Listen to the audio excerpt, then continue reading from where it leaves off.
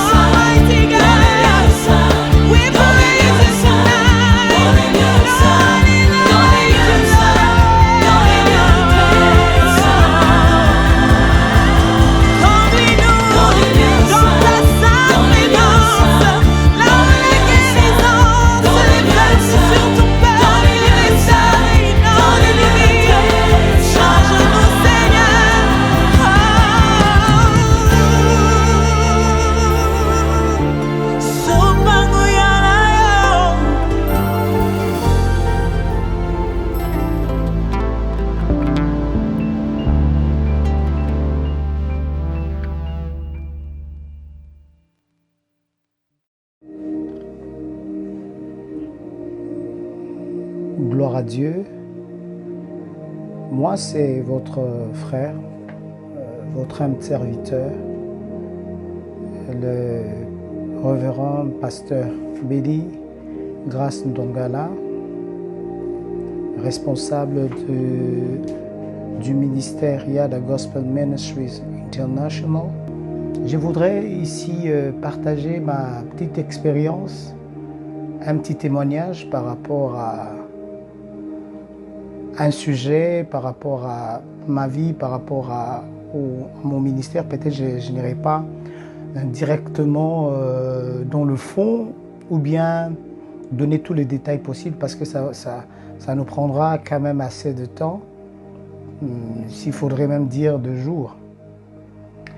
Mais au fil de temps, de ma petite expérience, depuis que j'ai expérimenté l'appel de Dieu, et la première fois que j'ai entendu la voix de Dieu, j'avais 17 ans. Aujourd'hui, je suis dans mes quarantaines, bientôt dans quelques années. J'aurai 50 ans dans quelques années. Et dans le ministère ici, dans les choses de Dieu, ça fera plus de 25 ans que nous servons Dieu. Et j'ai compris beaucoup de choses, au fait, tout au long de toutes ces années-là dans l'Église, en fait. Dans l'Église. Quand je parle de l'Église, là où j'ai vraiment pris conscience de servir Dieu. Et aussi, en même temps, par ce petit témoignage, je voudrais encourager quelqu'un qui peut-être est vieux, est plus âgé que moi dans le ministère, et pourquoi pas un plus jeune que moi dans le ministère, et qui se pose des questions, des mêmes questions que je me suis posées après quelques années d'observation, quelques années de service, de fidélité à Dieu, et quelques années de combat, quelques années de haut et de bas, et aussi à une personne peut-être qui n'est pas dans le ministère, mais qui a reçu des promesses, des paroles de Dieu rassurant, de choses rassurant, un avenir, une destinée glorieuse, une destinée meilleure, un avenir radieux. Et je voudrais vraiment insister sur le fait et de dire que Dieu a réellement un plan pour toi. Je dis que Dieu a un plan pour nous tous. Dieu a un plan pour toi. Dieu a un plan pour toi, bien-aimé dans le Seigneur. Si je peux commencer directement déjà avec ma petite exhortation. Je t'encourage de ne pas abandonner, quelles que soient les circonstances, quelles que soient les situations qui t'entourent, des situations bonnes, des circonstances bonnes ou mauvaises. Et tant que Dieu a dit, tant que Dieu a promis, il le fera certainement, il va le réaliser. Parce que son plan pour toi, il le fera. Je dis à quelqu'un, j'encourage quelqu'un et j'aimerais lui dire que Dieu, son plan dans sa vie, il le fera. Quels que soient les temps, quelles que soient les circonstances, Dieu est fidèle. Il n'est pas un homme pour mentir. Il n'est pas un fils de l'homme pour se repentir. Ce qu'il dit, il le fait. Ce qu'il promet, il accomplit. Ses promesses sont oui et amen et sa parole également. Dieu est fidèle. Je t'encourage de ne pas abandonner.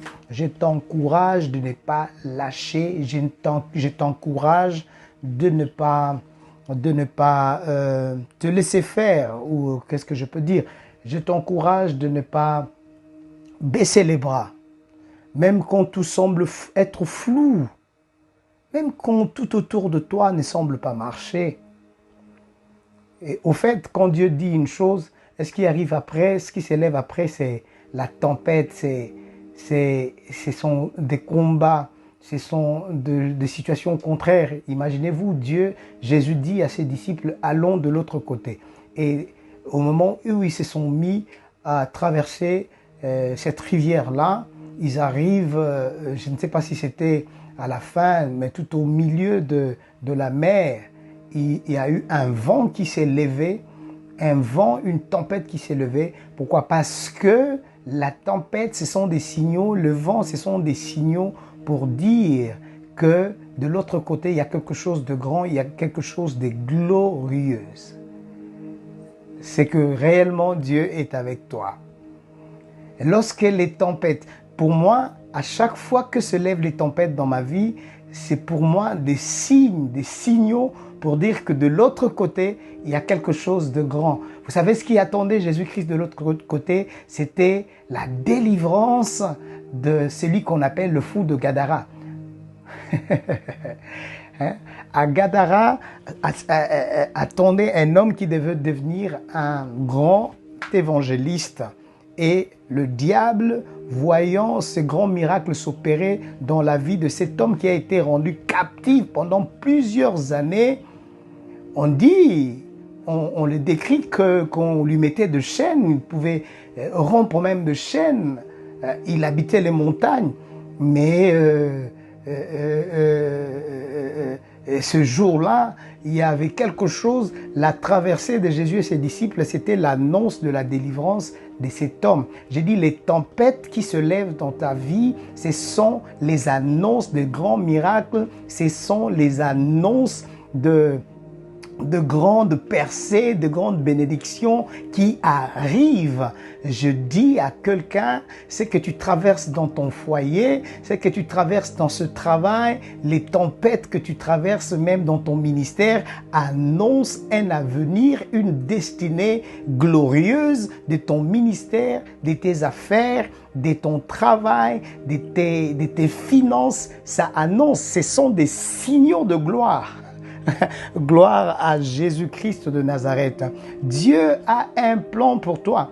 Accroche-toi, bien-aimé dans le Seigneur, quelles que soient les tempêtes, quelles que soient. Imaginez-vous, Dieu promet, il dit à Josué, il lui dit, aux enfants d'Israël, j'allais dire, il leur promet la terre promise, Canaan. Mais il dit à Josué, prends courage, fortifie-toi, parce qu'il savait de l'autre côté, il y avait des géants. Ils ont fait, ceux qui sont allés, les espions, ont espionné, ils ont remarqué. D'ailleurs, Josué était parmi les 12 qui avaient espionné à l'époque de Moïse, Canaan. Mais de l'autre côté, Dieu promet, et de l'autre côté, il y a aussi des géants. Il y a un grand mur qui se lève, qui s'appelle Jéricho. Il y a un Jourdain à traverser. À chaque fois que le Jourdain se présente, c'est-à-dire de l'autre côté, il y a Canaan. Et chaque Canaan ne s'offre pas facilement. Je dis chaque Canaan ne s'offre pas comme sur un plateau, comme sur un plateau. Chaque Canaan s'offre avec un combat. Mais ce qui est bien dans ce combat, Dieu est avec toi. Il dit à Josué, fortifie-toi et prends courage. Parce que Moïse, mon serviteur, est mort. Canaan est devant toi. Les murs de Jéricho est aussi devant toi. Les batailles sont devant toi. À chaque fois que nous recevons une prophétie, à chaque fois que nous recevons de promesses de la part de Dieu, il y a des géants à abattre, il y a des Jéricho à abattre, il y a des tempêtes à faire taire. Et notre attitude par rapport à toutes ces situations, c'est de nous fortifier et de prendre courage, parce que celui qui a fait la promesse est fidèle. Les promesses de Dieu sont oui et amen. Ce que Dieu dit, il le fait. Je dis et je le redis encore à quelqu'un, à la personne qui me suit en ces instants, que Dieu a un plan pour toi. Et le plan de Dieu va s'accomplir certainement. Et ce que moi je te dis maintenant, à l'heure où tu m'écoutes, fortifie-toi et prends courage. Dieu dit à Josué, Dieu dit à Jérémie, j'allais dire, dans Jérémie 1, le 5e verset, il lui dit, avant que je t'eusse formé dans le ventre de ta mère, je te connaissais. Et avant que tu fusses sorti de son sein, je t'avais consacré, je t'avais établi prophète des nations. Une promesse, un plan déjà dessiné, une destinée bien faite avant même que Josué ne soit né. Dieu avait déjà tracé le chemin, avait déjà préparé la destinée glorieuse de Jérémie. Et là, je prends Dieu comme un architecte. Je dis, Dieu est l'architecte de ta vie. Dieu est l'architecte de nos vies. Et quand il donne la promesse, Dieu voit la fin avant le commencement. Donc Dieu voit ta fin avant le commencement. L'architecte voit la finalité du bâtiment qu'il a conçu dans son esprit. Il voit sa fin avant même qu'on puisse poser la première pierre. Avant que l'on puisse poser la première pierre, l'architecte a déjà le plan avec lui. Alléluia. Et quand la construction commence, quelle que soit la forme que ça peut donner, les gens du dehors peuvent voir la forme bizarre. Les gens du dehors peuvent juger les bâtiments selon ce qu'ils le voient, selon ce qu'eux voient, mais la finalité de ces bâtiments, ce n'est pas la forme que les gens peuvent voir. La finalité, c'est dans la pensée de la personne qui a conçu ce plan. J'ai dit, dans ta vie, ton avenir, ta destinée est entre les mains de Dieu qui a le plan de ta vie. Les gens peuvent se moquer de cette maison inachevée. Les gens peuvent se moquer de ces bâtiments qui a une forme que les gens ne comprennent pas. En fait, ta vie maintenant, les gens ne peuvent pas le comprendre. Les gens peuvent la juger comme ils veulent. Parce que pourquoi? Ils n'ont pas le plan qu'ils ont pour toi. Les gens peuvent juger parce qu'ils ne voient que ce qui frappe au dehors. Ils ne voient pas la finalité. Les gens peuvent juger les bâtiments d'un architecte, mais la personne la mieux placée pour dire et pour voir la finalité, c'est l'architecte. Et la personne qui a le dernier mot de nos vies, c'est Dieu lui-même qui a le plan pour nous, qui a la dernière image de l'immeuble de notre vie dans sa finalité, c'est Dieu lui-même. Je répète, je dis à quelqu'un, Dieu a un plan pour toi. Dieu a un plan pour toi. Alléluia. Et toutes ces personnes que nous envions aujourd'hui, bien-aimés dans le Seigneur, nous voyons déjà la finalité. Et peut-être on se dit, voilà, leur destinée est glorieuse. On se pose des questions, Seigneur, qu'est-ce qui se passe avec moi? Pourquoi ma vie est comme celle-ci et comme celle-là? Pourquoi je ne progresse pas? Pourquoi je ne vois pas ça? Au fait, tu es sur le chemin de l'accomplissement. Tu es sur le chemin de l'accomplissement du plan de Dieu dans ta vie. Dieu est en train de te donner la forme que lui-même il veut. Et la Bible dit comme l'argile entre les mains du potier. C'est le potier qui donne la forme. Oui, aujourd'hui, l'ingénieur peut décider de casser un mur qu'il voit que si on continue à élever ce mur, ça pourra poser des problèmes dans l'avenir. C'est pour cela qu'on casse. Il y a des choses qui cassent dans ta vie. Il y a des choses qui se font dans ta vie qui peuvent te faire mal aujourd'hui. C'est pas pour te punir, mais c'est pour te polir. Alléluia. C'est pour nous polir. Il est arrivé plusieurs fois dans ma vie où je me suis posé des questions. Seigneur, où es-tu? Des moments de pleurs, des moments pendant que les autres jubilent et la nuit je verse de larmes. Pourquoi? Parce que ça fait mal. Oui, bien aimé, ça fait mal. Quand Dieu décide de casser ces murs, ça fait mal. Quand Dieu décide que des personnes te quittent, ça fait mal. Quand Dieu décide, quand des situations arrivent dans ta vie où tu te vois dormir dehors, où les bailleurs viennent, ils te chassent, ça fait mal. Il y a des situations qui arrivent, des personnes très chères pour toi. Tu pensais que tu allais continuer le chemin, la route avec ce genre de personnes. Et tu vois ces personnes-là partir. C'est comme si on a trahi, ces personnes ont trahi tes sentiments. Ils ont trahi ta vie. Ça fait mal. Mais c'est lui qui est en train de nous façonner. Il sait certainement quoi enlever pour bien placer de choses qu'il faut, qui feront la beauté de notre destinée demain, qui feront la beauté de notre avenir, qui feront la beauté de notre ministère, qui feront la beauté de notre vie. Toutes ces humiliations qui se passent, tu ne sais pas la raison pour laquelle les gens te haïssent. Tu ne comprends pas pourquoi on ne m'aime pas. Tu te poses des questions, mais pourquoi mon ministère ne marche pas? Il est arrivé dans ma vie une fois, je me suis posé la question, Seigneur, est-ce que réellement tu m'as appelé? Où j'ai pleuré et j'ai demandé réellement, Seigneur, est-ce que je suis appelé à être ton serviteur? Les choses ne marchent pas, le mariage ne marche pas, les ministères ne marchent pas, je sors un album, ça ne marche pas, je fais un autre, ça ne marche pas, je vais à la montagne, je descends, je crois que mes prières, je crois que mes efforts, je crois que les montagnes, les fois que je monte à la montagne feront à ce que Dieu change son avis. Non, les décideurs, c'est celui, l'architecte qui a le plan de ta vie entre ses mains. Il a un plan pour toi. Et j'ai posé la question à Dieu, Seigneur, est-ce que suis-je réellement appelé par toi? Parce que je voyais tout autour de moi comme si rien ne marchait. Rien ne marchait. Et je suis allé en prière et j'ai prié Dieu, j'ai demandé à Dieu, quelle est ta volonté dans ma vie?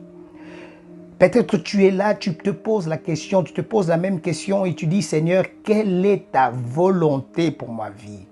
Quelle direction je dois prendre dans ma vie? Qu'est-ce que je dois réellement et exactement faire? Quelle est ta volonté dans ma vie? Je posais cette question à Dieu plusieurs fois et j'ai entendu une voix. Oh, Dieu est merveilleux. J'aimerais dire à quelqu'un que Dieu a un plan pour toi.